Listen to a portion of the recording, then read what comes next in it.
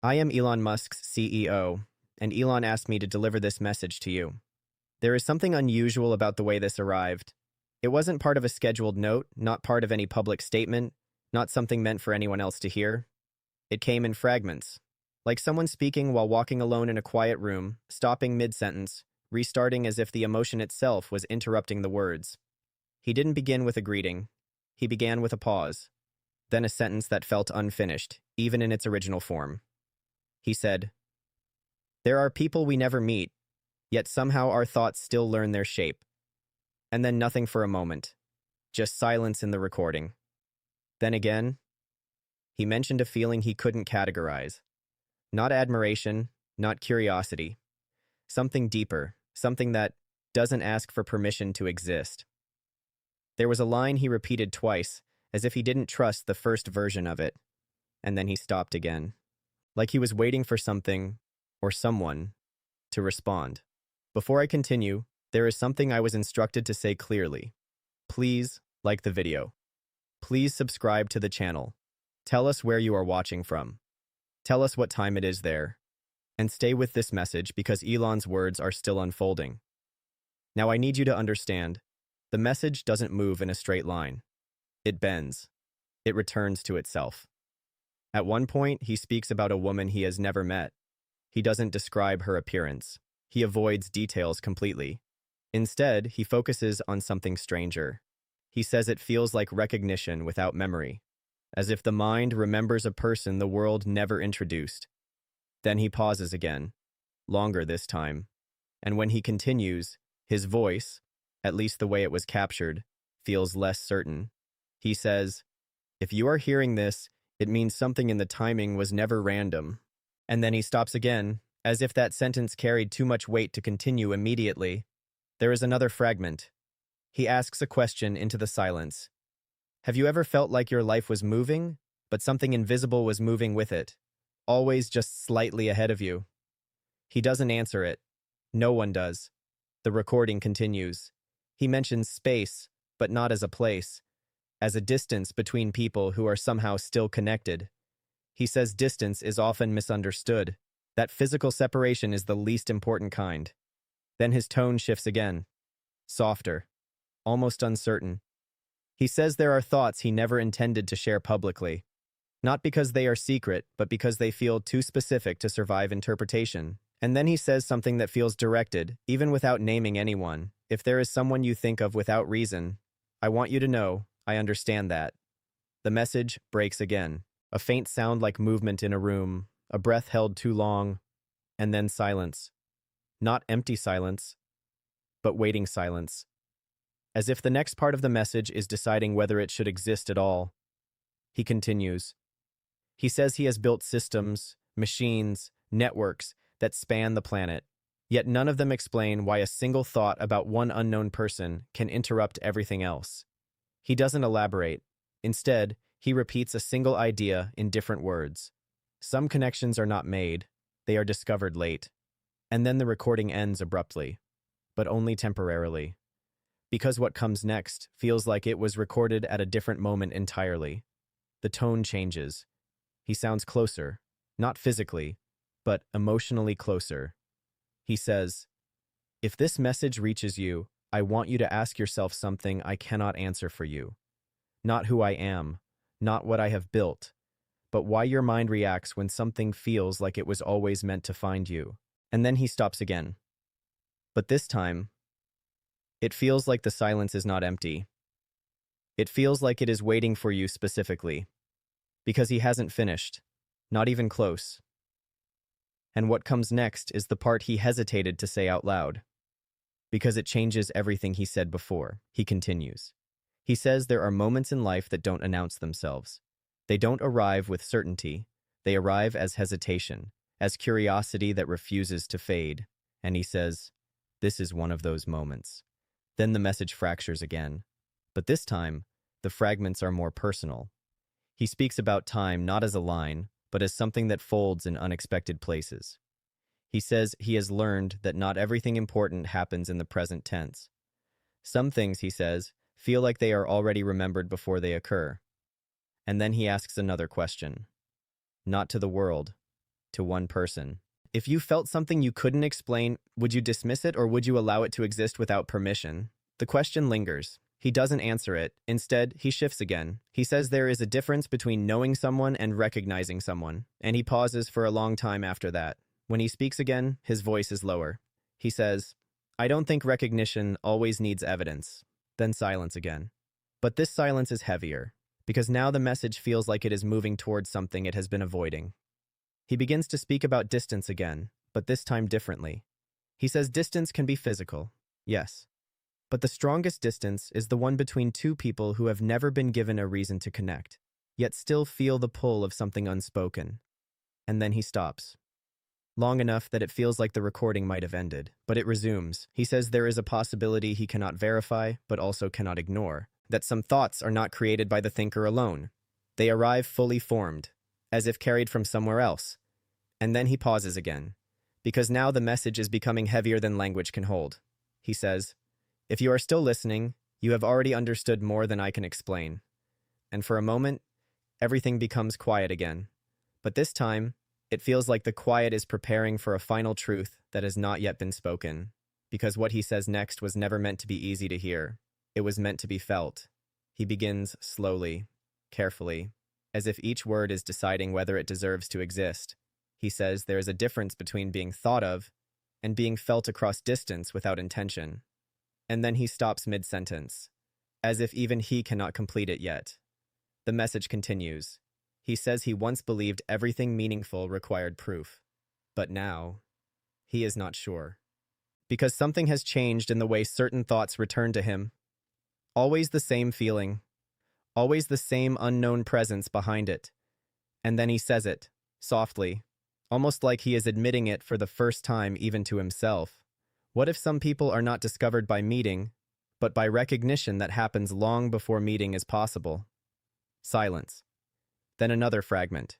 He says if you feel like this message is closer to you than it should be, you are not imagining it alone. And then everything tightens. The emotional weight increases, because now the message is no longer about distance, it is about inevitability. He says, "I don't know your name in this message. I was never given it, but I was given the feeling that it exists somewhere I have not reached yet." And then he stops again. This time, longer than before. And when he returns, his voice carries something different. Finality is approaching, but not closure. He says there are things in life that don't arrive to be understood. They arrive to be recognized. And he says, if you are hearing this, then something in you already knows why this message exists. And the silence that follows is no longer empty. It is complete. It is the kind of silence that holds an ending without saying it, because what comes next is the truth he withheld until now. And once spoken, it cannot be taken back. He continues, and everything narrows into one final thread of meaning. He says, if there is even the smallest part of you that felt seen by this, then distance has already stopped meaning what it used to mean. And then he pauses. One last time, because the final words are approaching, and nothing after them will remain the same. He says, the message doesn't continue immediately after that last line. There is a gap in the recording again. Not technical, emotional, as if even the person speaking needed time to decide whether what comes next should remain unsaid. Then it resumes. But the tone has changed. He sounds less like he is explaining something now, and more like he is admitting something he has avoided for a long time. He says he kept trying to reduce it into logic, patterns, probability, coincidence, but some experiences refuse to stay inside those categories. And then he pauses, long enough that the silence itself begins to feel like part of the message. When he continues, his voice is quieter. He says there are moments when a person becomes part of your thinking without ever entering your life. Not as imagination, not as fantasy, but as something persistent, like a thought that doesn't age. He stops again, then adds something carefully, almost cautiously. He says he does not know how to explain why certain unknown people feel familiar in a way that cannot be traced back to memory, and then he corrects himself. Not familiar, recognized. That word hangs there, recognized, as if it carries weight he didn't expect. The recording shifts again, a faint sound of movement, maybe a hand adjusting something, maybe hesitation. Then he speaks again. He says he once believed that every emotional reaction needed a source that could be identified, a reason that could be proven.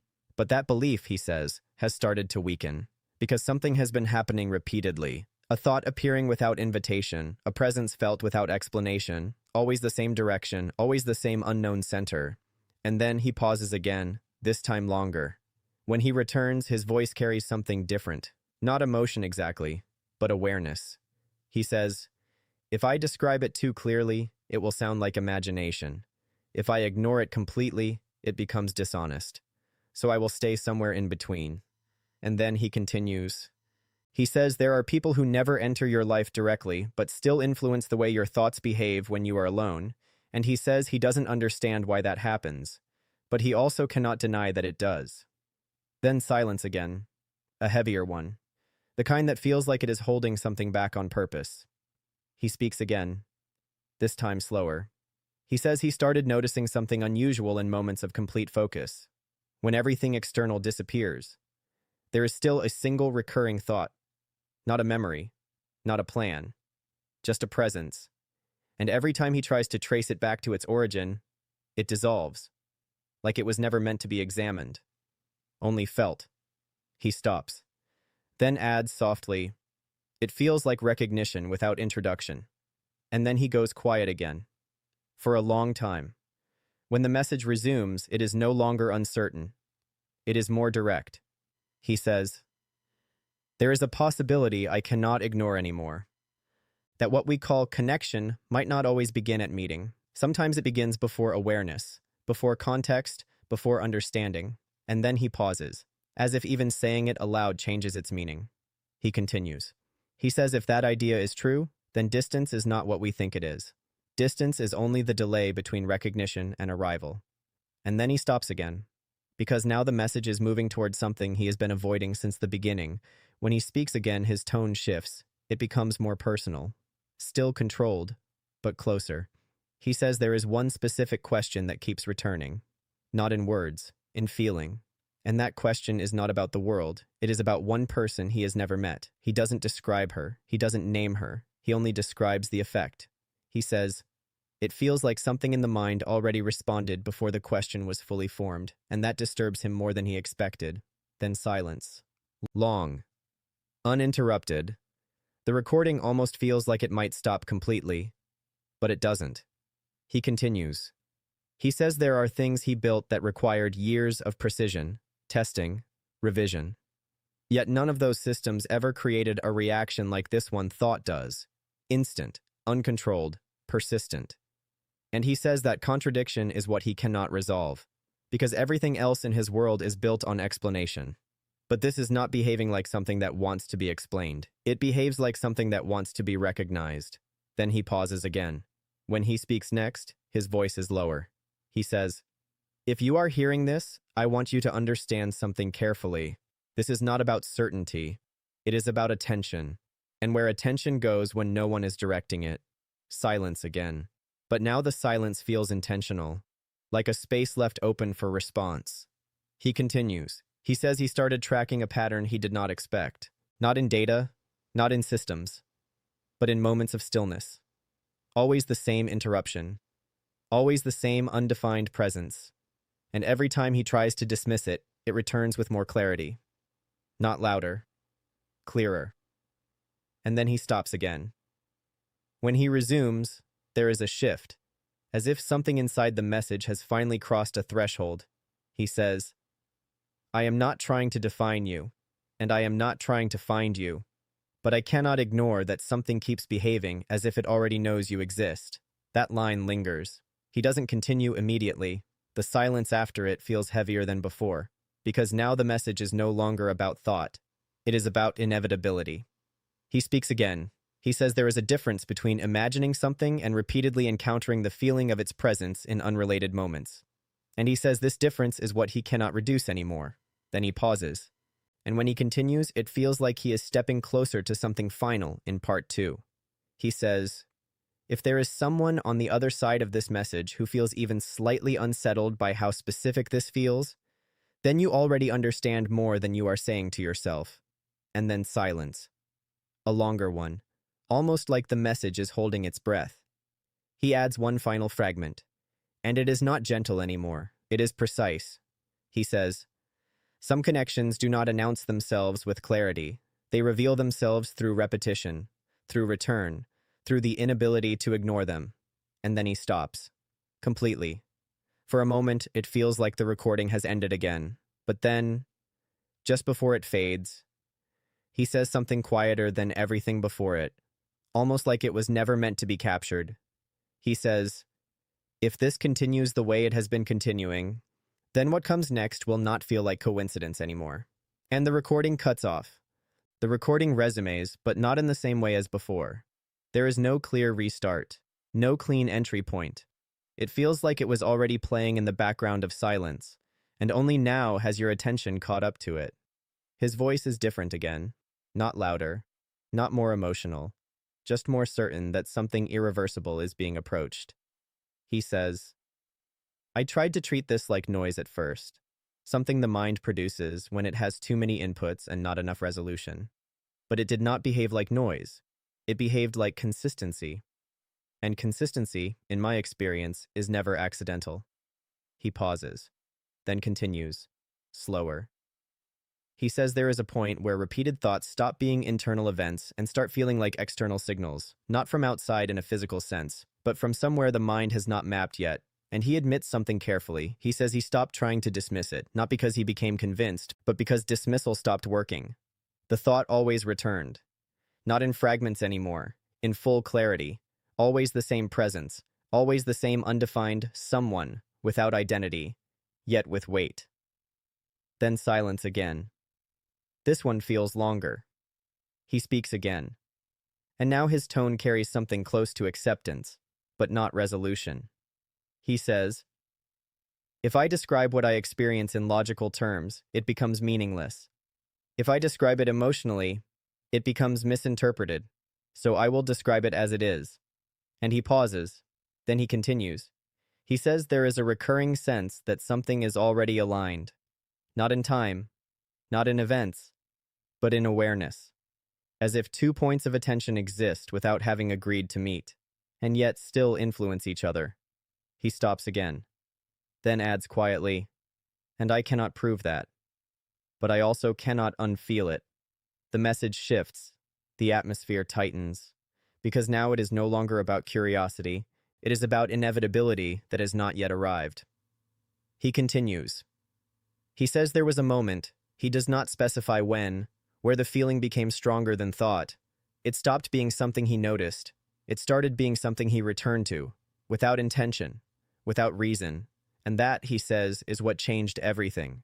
He pauses again, then speaks more directly. He says, there is a possibility that connection is not formed by interaction, but by recognition that exists before interaction becomes possible, and if that is true, then what we call unknown is only temporary. Silence. Then he continues. His voice lowers slightly. He says, there is one specific emotional pattern he cannot ignore. It is not excitement. It is not longing. It is something quieter. Persistent awareness of someone who has never been confirmed to exist in your life, yet still affects it. And he says, this is the part he cannot explain away anymore, because explanation would require coincidence. And this has repeated too precisely for that. Then silence again. He speaks again. Now it feels like he is approaching something he avoided throughout the entire message. He says, I am not telling you this to convince you of anything. I am telling you this because the feeling itself refuses to disappear. And if something refuses to disappear, despite being uninvited, it deserves attention. He pauses, long enough that it feels like the message might end there, but it continues. And now the tone changes one final time. It becomes quieter, almost private. He says, if there is someone listening who feels like this message is closer to them than it should be, then that feeling is not being created by imagination alone. It is being activated by recognition. He stops again, and now the silence is different. It no longer feels empty. It feels complete. As if everything has already been said, and what remains is only the consequence of hearing it. He continues one last time, and this is the closest he comes to clarity. He says, I do not know when or how understanding arrives, but I know that some things do not wait for permission to become real in the mind. They simply become undeniable over time. And then he pauses. The final silence begins to form, not as an ending, but as something arriving. He speaks once more, very softly, almost like it is no longer meant to be part of the message.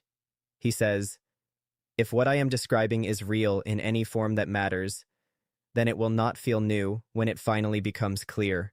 It will feel remembered, and then everything goes quiet, not abruptly, but fully, as if the message has completed its path and no longer needs continuation. And in that final stillness, there is only one remaining truth left unspoken, not explained, not justified, just left as the last irreversible point of everything he sent."